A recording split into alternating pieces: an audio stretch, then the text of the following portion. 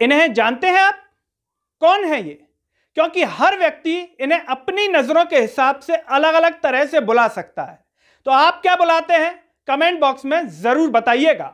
लेकिन ये जो भी हैं, इनका जो व्यवहार है, जो व्यक्तित्व है, इन्होंने अपने गले में जो फूल वाला गमछा पहना हुआ है उससे पहनने के बाद तो इस तरीके से बदल दिया है कि हर मनुष्य आश्चर्यचकित करने लगेगा इनकी बातें सुनकर के। संयोग से इनके पास ये जो विभाग है वो है हवाई विभाग, नागरिक उड्डयन मंत्रालय। और उस मंत्रालय के बाद तो ये इतनी लंबी लंबी फेंकने लगे हैं कि लोग सोशल मीडिया पर तरह तरह की बातें कर रहे हैं। फेंकने में इतने आगे निकल गए हैं शायद कि देश के प्रधानमंत्री नरेंद्र मोदी भी इनसे बहुत पीछे रह गए हैं शायद।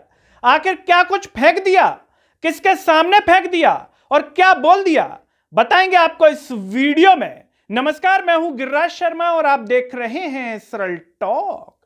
इनका नाम है ज्योतिरादित्य सिंधिया।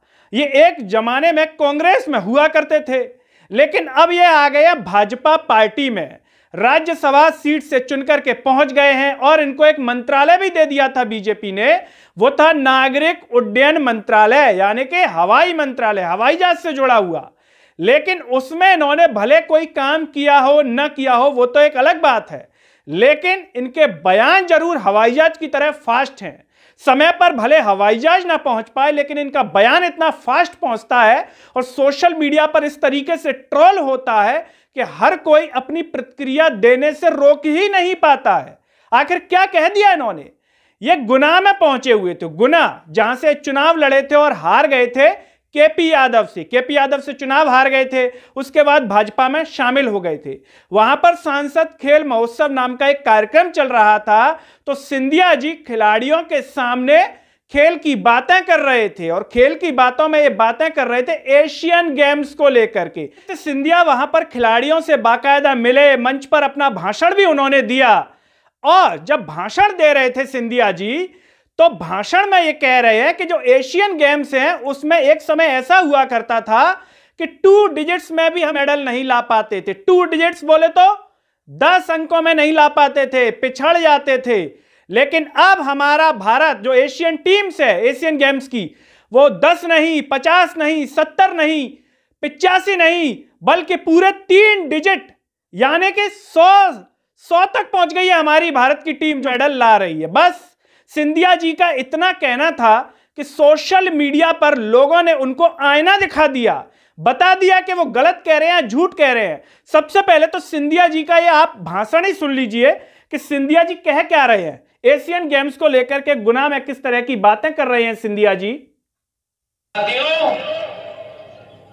कोई बात असंभव नहीं हो सकती।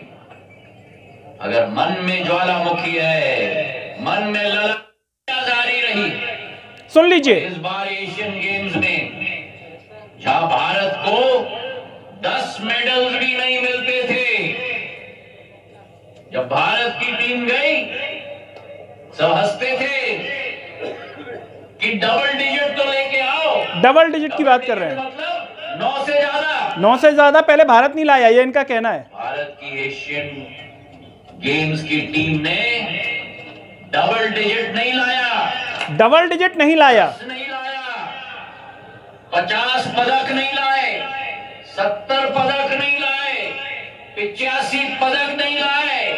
भारत की एशियन गेम्स की टीम ने डबल डिजिट नहीं, ट्रिपल डिजिट 100 पदक लेके आए मेरे भाइयों और बहनों। मेरे युवा साथियों, कोई बात असंभव नहीं हो सकती।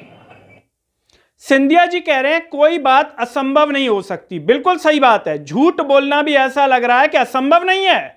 अगर आपके पास फुल कॉन्फिडेंस है, आप सोचते हैं कि सामने वाला तो कुछ समझ ही नहीं रहा है, जैसी फेंकनी है वैसी फेंक दो, तो कोई बात असंभव नहीं है। क्या यह कहना चाह रहे हैं ज्योतिरादित्य सिंधिया? जैसे ही उनका ये वीडियो सोशल मीडिया पर आया, लोग अपने आप को प्रतिक्रिया देने से नहीं रोक पाए। लोगों ने कहा कॉमनवेल्थ गेम्स में 101 मेडल जीते थे और एशियन गेम्स में भी 50-60 से ऊपर संख्या तक लोगों ने शेयर कर दी। और साथ ही साथ यह भी बता दिया ज्योतिरादित्य सिंधिया जी को कि भारत देश के भीतर जो स्पोर्ट्स से संबंधित संस्थान है, एकेडमी है, वो किस सरकार ने बनाई। ज्योतिरादित्य सिंधिया तो इस तरीके से बयां कर रहे हैं कि जैसे खेलों का जो उदय हुआ है भारत में वो 2014 के बाद हुआ है। भारत देश 2014 से पहले तो खेल जानता ही नहीं था कि खेल किस चिड़िया का नाम है। खेल तो 2014 के बाद आया है। ज्योतिरादित्य सिंधिया जब से पार्टी बदली है उसके बाद ये तक भूल गए हैं कि कम से कम जो सत्य है वो तो बोला जाए। किसी पार्टी को खुश करने के लिए या किसी पार्टी के नेता को, मुखिया को खुश करने के लिए वो जो भी बोलते हैं वो उनके पिताजी पर आ जाता है, क्योंकि इनके पिताजी कांग्रेस में थे, स्वर्गीय माधवराव सिंधिया जी। तो कम से कम ऐसी बात तो ना बोले कि जो है अप्रत्यक्ष रूप से उनके ऊपर बात आ जाए, क्योंकि लोग यह भी जिक्र करेंगे और खुद भी थे कांग्रेस में, तो वहां क्या कर रहे थे ज्योतिरादित्य सिंधिया, उस समय क्या कर रहे थे जब खेल में भारत इतना पिछड़ा हुआ था।